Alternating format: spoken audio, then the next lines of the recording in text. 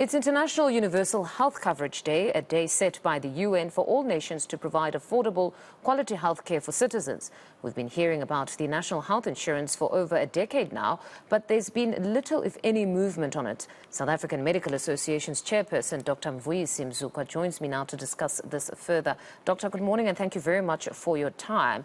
You know, the implementation of the NHI remains the subject of much debate, but what is not debatable is the poor state of our public health care facilities to date.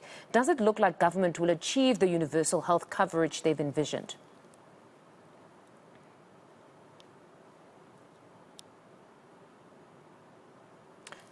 Doctor, it seems you've muted yourself. Can you please unmute?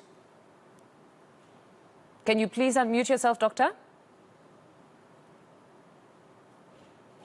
Okay, I'm sorry about that. All right, Doctor, you can just give us your first...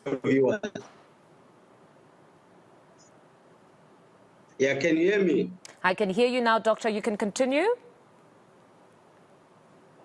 Okay. Thank you so much for having me in your program. And a good morning to your viewers as well. I think you are correct in your assertion in your introduction. We have a serious problem. We don't think that at this point in time we are ready. Looking first of all at the human resource for health in South Africa. One, we are doing enough to produce doctors. In terms of the medical schools, we're producing more than 2,000. But the problem is we are having problems with posts to put those interns in community service in place. But on top of that, when they finish community service, the system cannot absorb them in. And on top of that, people are, after that, they then decide to move to other countries or change career. So it means we are training for other countries if we cannot absorb our own graduates. So that's the first thing. But the other thing is the issue of migration. We are seeing our own colleagues moving to other countries. And people say to me, but those countries as well, they've got their own universal coverage. But the environment is not the same in terms of how many people that are employed in the system, in terms of the financing of the system as well. I mean, you know that at this point in time, South Africa, it was, in fact, the minister agreed that we have a dire shortage of healthcare professionals, especially doctors, cannot even come to the standard of the WHO. So we are far, far from giving what we promised at this point in time. Financing, you know that we've been experiencing budgetary cuts. You know, since about 5 years ago, we've been going down in terms of financing our healthcare system.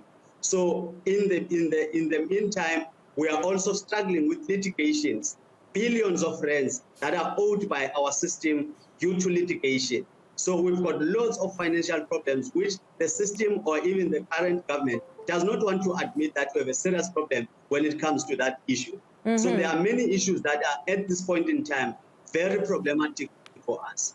You know, it's honestly very worrying because, I mean, 5 billion was spent testing the NHI in various provinces. So one would have thought that would have given us enough time to deal with the problem issues. Well, you know, that was a failure. Take it from me, because it was only done also in the public sector. The private sector was never piloted. On top of that, used what they are used to. I mean, the contracting in of doctors, and it was never honestly the real GPs that we know about who would experience.